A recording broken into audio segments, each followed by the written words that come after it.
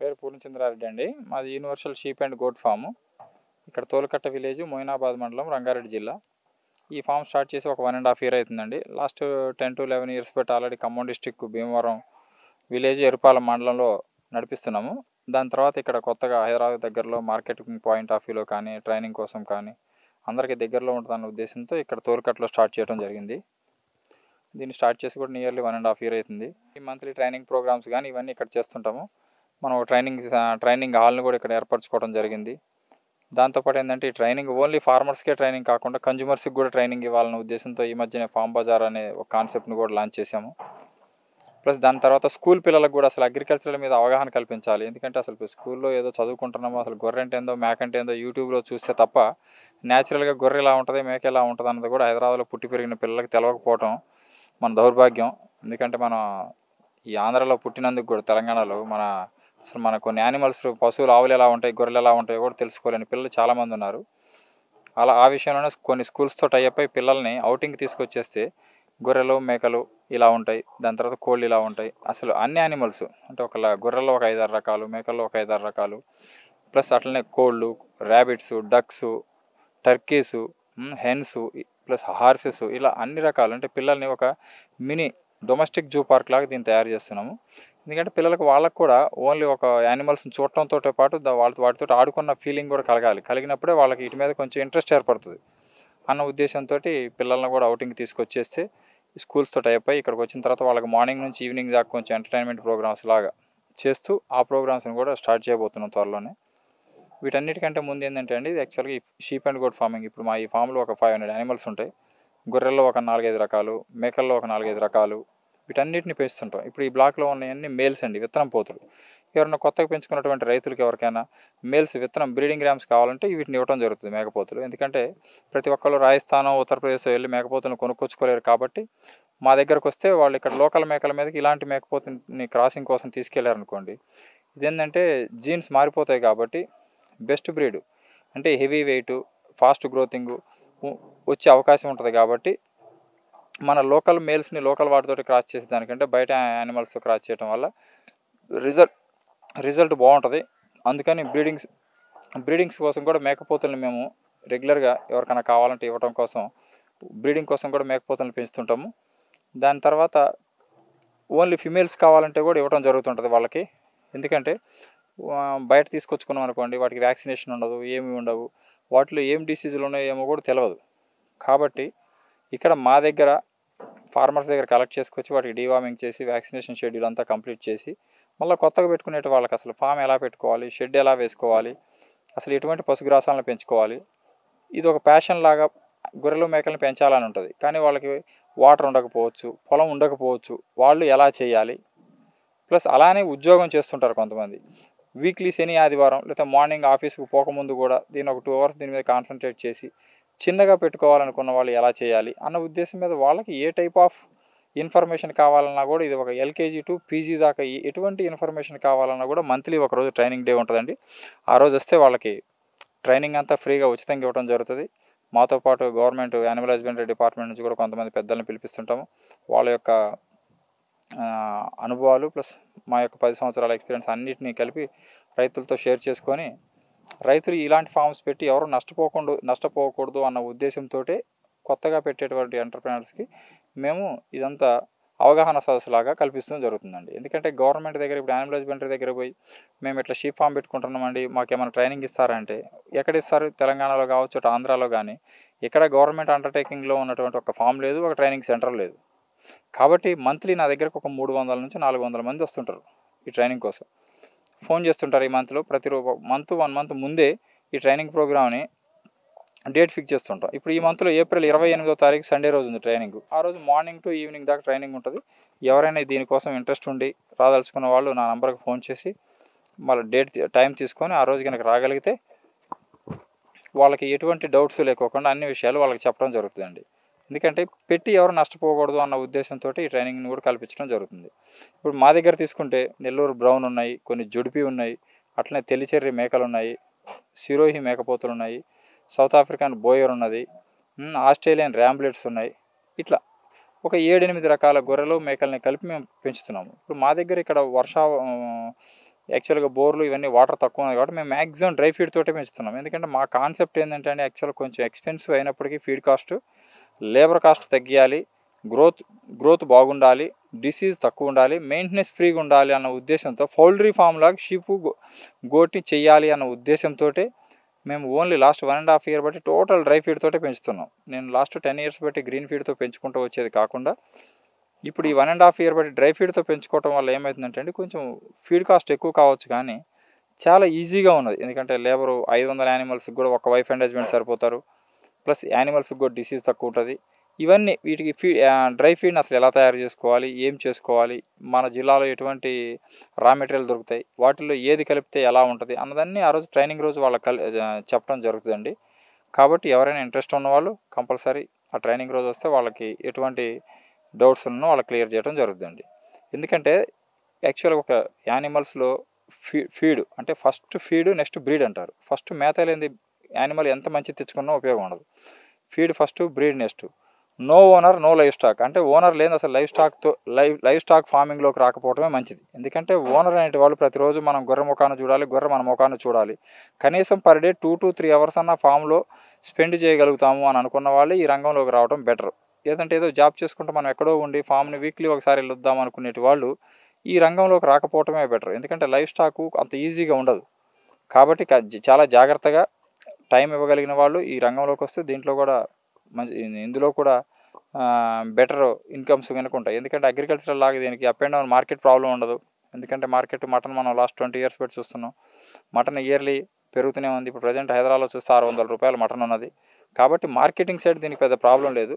కాకపోతే ఏంటంటే compulsory పెంచుకోవటము, feed ఏం చేయాలి, ఏమిటి, షెడ్లు ఎలా వేసుకోవాలి, ఒక్కొక్క యానిమల్కి ఎంత షెడ్ కావాలి, ఈ బ్రీడింగ్ యానిమల్స్ అయితే దీని సైకిల్ ఎలా ఫాలో అవ్వాలి, అదే ఓన్లీ ల్యాంబ్స్ గొర్రె పొట్టేళ్ల పెంపకం అయితే మనం దీన్ని ఎలా చేయాలి, మనం 300 పెంచాలంటే ఏం చేయాలి, 100 పెంచాలంటే ఏం చేయాలి, దీనికి అన్నిటికీ ఒక పారామీటర్స్. పొట్టేళ్ళ పెంపకానికి కొన్ని రూల్స్, పొట్టేళ్ళ పెంపకానికి డిఫరెంట్ ఫీడు, ఫిమేల్స్కి డిఫరెంట్ ఫీడు. మనం బ్రాయిలర్కి, లేయర్కి, పౌల్ట్రీలో కనుక ఫీడ్ ఇచ్చినట్టే అలా డిఫరెంట్ ఫీడ్ ఇచ్చుకుంటూ వెళ్తే ఫాస్ట్ గ్రోత్ ఉంటుంది, ఇన్కమ్ కూడా ఎక్కువ మనం ఊహించినట్టు ఇన్కమ్ కూడా మంచిగా జనరేట్ అవుతుంది. కాబట్టి ప్రతిదాన్ని చేసేటప్పుడు ఏదో రైతులు పొలానికి పోయి మేపుకొచ్చారు అన్న విధంగా కాకుండా మనం కొంచెం నూతనంగా ఆలోచిస్తూ సైంటిఫిక్ విధానంలోకి వెళ్ళి ఈ యొక్క రంగంలోకి వస్తే ఎవరైనా ఇంట్రెస్ట్ ఉన్నవాళ్ళు లాభాలను ఆర్జించవచ్చు అండి.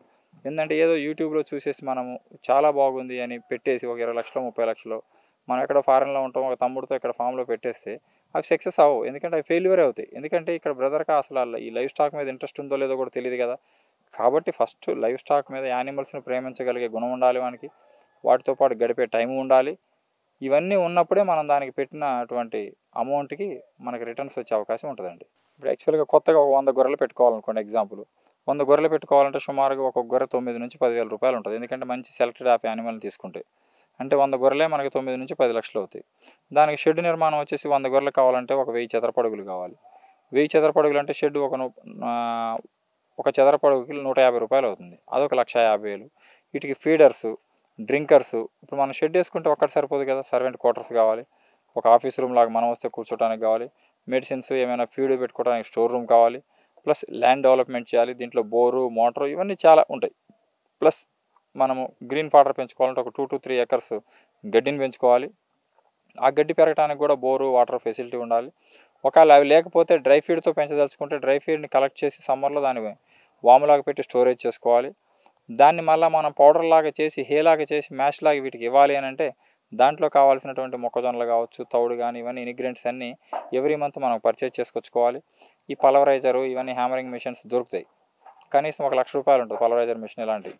వాటిని తీసుకొచ్చుకొని వీటన్నిటిని పౌడర్ లాగా చేసుకొని వీటిని సమపాలలో కలుపుకోవాలి. వీటి యొక్క కలుపుకునే విధానాన్ని మీకు యాక్చువల్గా ఏంటంటే ఇంట్రెస్ట్ ఉన్న వాళ్ళకి మనం ఆ ట్రైనింగ్ రోజు అన్నీ చెప్పడం జరుగుతుంది. ఎందుకంటే దేంట్లో ఎంత కలుపుకోవాలి, పొట్టేళ్ళు అయితే ఏం చేయాలి, ఫిమేల్స్ అయితే ఏం చేయాలి అన్న విధానంగా దాని ప్రకారం దాని యొక్క పారామీటర్స్ ప్రకారం కలుపుకుంటూ యానిమల్స్కి ఇచ్చుకుంటూ పోతే గ్రోత్ మంచిగా ఉంటుందండి.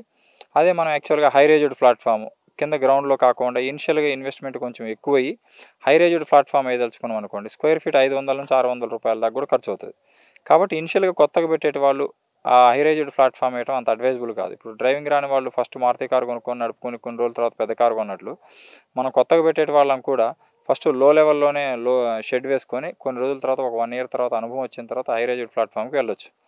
ఎందుకంటే ఫస్టే మనం షెడ్లకి ఎక్కువ డబ్బులు పెట్టేసి దాని తర్వాత యానిమల్స్ని కొనడానికి వచ్చేసరికి మంచి బ్రీడింగ్ యానిమల్స్ని కొనాలంటే అంతనా ఇంతనా అని డబ్బులను ఆలోచించి మంచి ఫీడ్ పెంచలేము, మంచి యానిమల్ని సెలెక్ట్ చేసుకున్నప్పుడు మంచి షెడ్ వేసేం ఉపయోగం.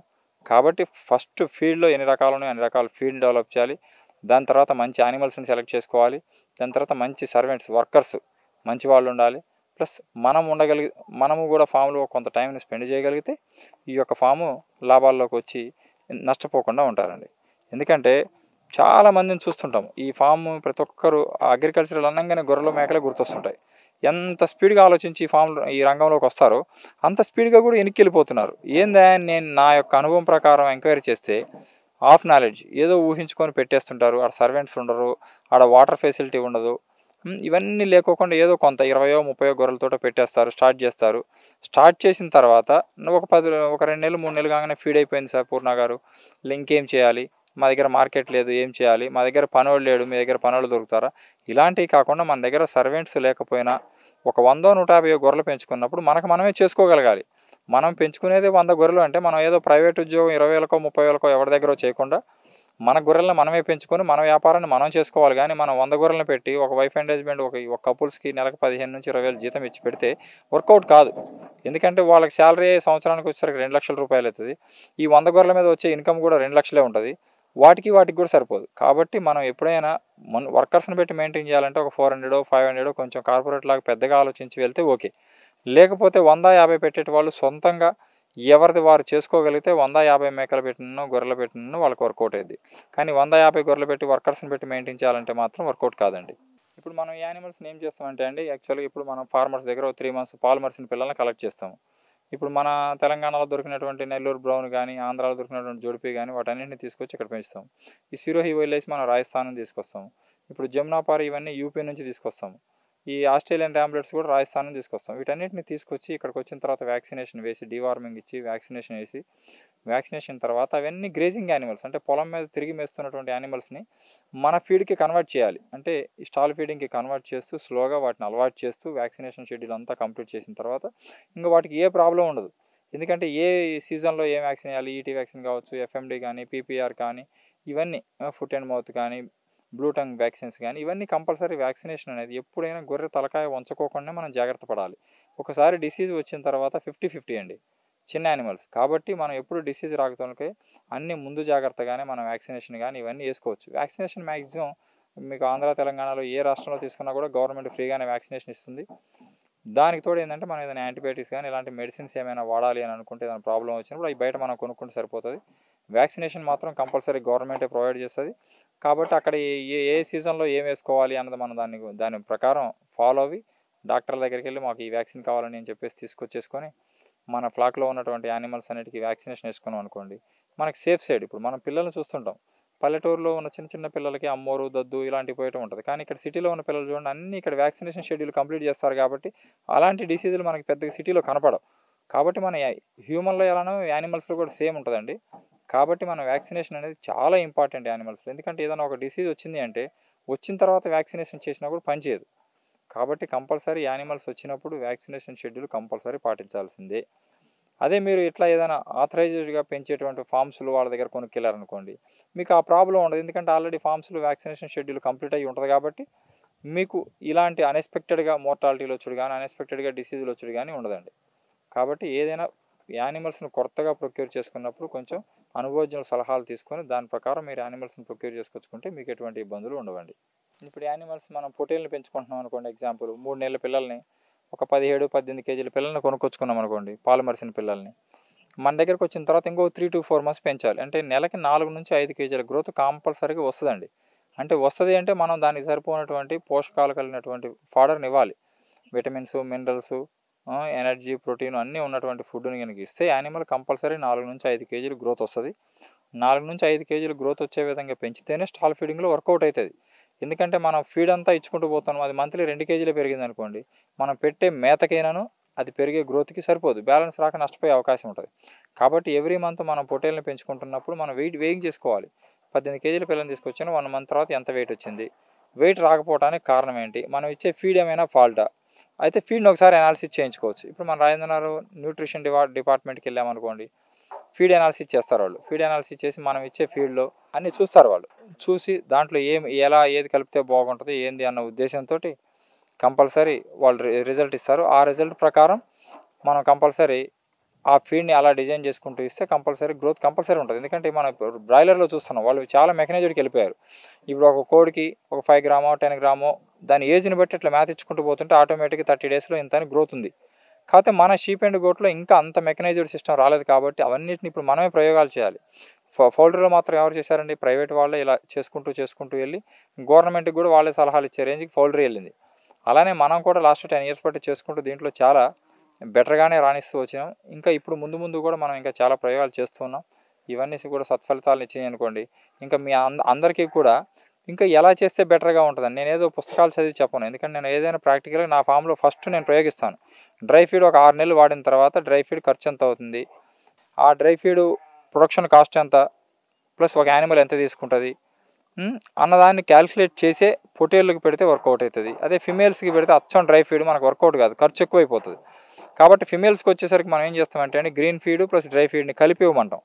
అనుకోకుండా ఎప్పుడన్నా పని వాళ్ళు రాలేదనుకోండి, పొలంలోకి వెళ్ళి గ్రీన్ ఫీడ్ కోసుకొచ్చేటి వాళ్ళు లేనప్పుడు డ్రై ఫీడ్ తోటి కూడా 2 రోజులు 3 రోజులు మెయింటైన్ చేయొచ్చు. కాబట్టి గ్రీన్ ఫీడు డ్రై ఫీడు మన యానిమల్స్కి 2 రకాల మేతని అలవాటు చేసామనుకోండి, సఫిషియెంట్గా గ్రీన్ ఫీడ్ ఉన్నప్పుడు గ్రీన్ ఫీడ్ని ఇచ్చుకోవచ్చు.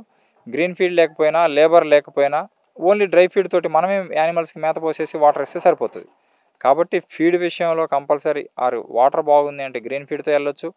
అదే పొలాలు బాగున్నాయి, వర్షం తక్కువ ఉంది అనుకుంటే సైలేజ్ లాగా పెంచుకొని కూడా సైలేజ్ బంకర్ లాగా చేసుకొని మొక్కజొన్నని సైలేజ్ లాగా నిల్వ ఉంచుకొని సైలేజ్ని వాడుకుంటూ ఫామ్ మెయింటైన్ చేయొచ్చు.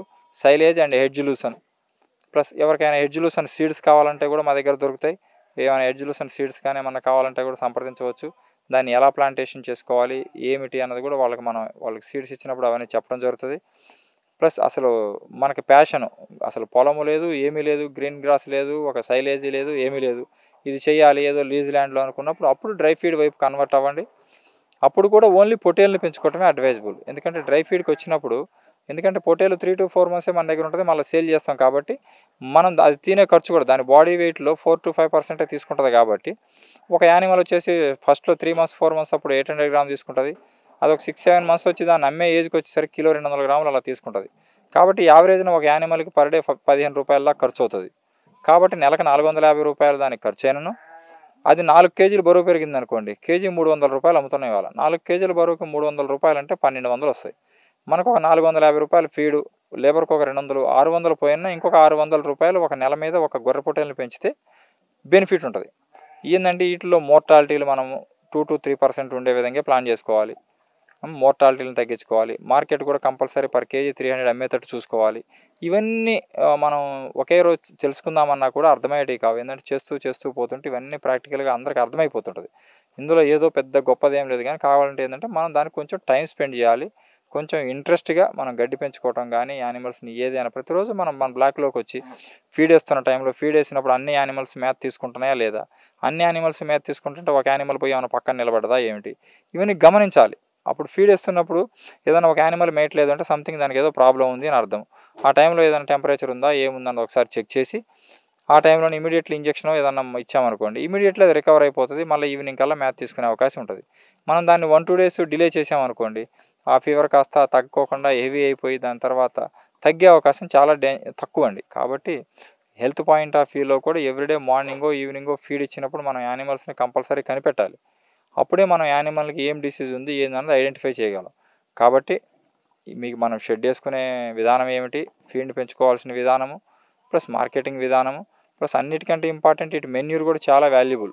వీటి మెన్యూర్ని కూడా మనం కలెక్ట్ చేసి పెట్టుకున్నామంటే దాన్ని డీకంపోజ్ చేసుకొని వర్మీ కంపోస్ట్ లాగా చేసి దీన్ని కూడా ఏదో మనం ట్రాక్టర్ని 1000 రూపాయలు కాకుండా ట్రాక్టర్ని 10,000కో 12,000కో ఎలా అమ్మాలి అన్నదాన్ని కొంచెం వినూత్నంగా ఆలోచించి ముందుకెళ్తేనే వర్కౌట్ అయ్యింది. ఎందుకంటే గొర్రెల కాపర్లు ఏంటండి, ఏదో రోడ్ల మీద మేపుకొస్తుంటారు, వాళ్ళకి రూపాయి ఖర్చు ఉండదు. వాళ్ళ గొర్రెలను వాళ్ళే తోలుకెళ్తారు, కాసుకొని వస్తారు. కానీ మనది అలా కాదు. మనం ఫస్ట్ డే నుంచి షెడ్లు వేసేదానికి ఖర్చు, రూములు కట్టినందుకు ఖర్చు, మేత పెట్టినందుకు ఖర్చు, పనోడికి ఖర్చు, అన్నీ ఖర్చే. కాబట్టి మనకి ఓవర్ బర్డన్స్ ఎక్కువ ఉంటాయి. కాబట్టి మనం కూడా యానిమల్ని వాళ్ళకంటే ఎక్కువ వెయిట్ వచ్చేటట్టు పెంచాలి, మోర్టాలిటీని తగ్గించాలి, మంచి మార్కెట్లో మంచిగా అమ్ముకోగలగాలి.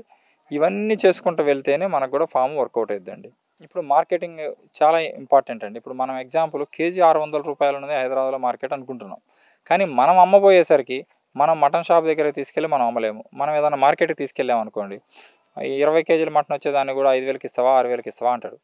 కాబట్టి మనం ఏం చేయాలి అంటే, మనం మాక్సిమం మనకు దగ్గరలో ఉన్నటువంటి చిన్న సిటీలో సండే అయినా మనమే చిన్న అవుట్‌లెట్ లాగా పెట్టుకోవాలి. మీట్ అవుట్‌లెట్ లాగా పెట్టుకొని మనమే సండే ఒక 10 యానిమల్స్‌నన్నా కట్ చేసి అమ్ముకోగలిగితే ఇంకా బెస్ట్ ప్రైస్ వస్తది. ఎందుకంటే మనము యాక్చువల్‌గా ఎవరో దళారులకి అమ్మామనుకోండి, వాడు తీసుకెళ్ళి వాడు మటన్ షాప్ వాడికి అమ్ముకుంటాడు. మటన్ షాప్ వాడు మధ్యలో ఉన్న దళారులే బాగుపడతారు తప్ప పెంచిన వాళ్ళకి 6 నెలలు పెంచితే రూ. 1000 లాభం వస్తది. ఒకరోజు తీసుకెళ్ళి కట్ చేసి అమ్మినోడికి ఇంకొక రూ. 1000 లాభం వస్తది. కాబట్టి పెంచిన దగ్గర నుంచి ఒక వినియోగదారుడు తినేదాకా అన్ని పనులు మనమే చేస్తే ఇంకా కొంచెం ఇన్కమ్స్ బెటర్‌గా ఉంటాయి. కాబట్టి మార్కెటింగ్ విషయంలో కూడా మనకు దగ్గరలో ఉన్నటువంటి టౌన్‌లో మనమే చిన్న మీట్ అవుట్‌లెట్ లాంటిది ఏదైనా ప్లాన్ చేసుకుంటే బెటర్‌గా ఉంటదండి. ఎవరైనా కొత్తగా పెట్టాల్సిన వాళ్ళు కానీ, ఈ యొక్క షీప్ అండ్ గోట్ ఫార్మింగ్ రంగం వైపు రావాలని ఇంట్రెస్ట్ ఉన్న వాళ్ళు కానీ, ఎవరైనా నా నెంబర్‌కి ఫోన్ చేసి టైం తీసుకొని రావచ్చు. ఎందుకంటే రెగ్యులర్‌గా ఫామ్ విజిటింగ్ ఉండదండి. ఎందుకంటే చాలా డిస్టర్బెన్సెస్ అవుతుంటాయని చెప్పేసి ఓన్లీ పర్టిక్యులర్‌గా సండే రోజు అయితేనేమో టైం తీసుకొని నార్మల్‌గా వచ్చి చూసి వెళ్ళొచ్చు. దీని గురించి అన్ని విషయాలు తెలుసుకోవాలంటే మంత్లీ ఒకరోజు ట్రైనింగ్ పెడుతుంటాము. ఆ రోజు వచ్చి వాళ్ళకి మార్నింగ్ నుంచి ఈవినింగ్ దాకా దీని మీద టోటల్ అవగాహన కల్పించడం జరుగుతుంది. ఫామ్‌ను చూపిస్తూ, ఫామ్ తర్వాత వాళ్ళకి ఎలా చేసుకోవాలి, ఏం చేసుకోవాలి అన్నీ చెప్తాం కాబట్టి, దానికి ఎవరైనా రాదలుచుకున్న వాళ్ళు నా మొబైల్ నెంబర్ అండి 9949332343 9949332343 ఈ నెంబర్కి ఫోన్ చేసి టైం తీసుకొని ఎవరైనా ఇంట్రెస్ట్ ఉన్న వాళ్ళు తప్పకుండా రాగలరండి.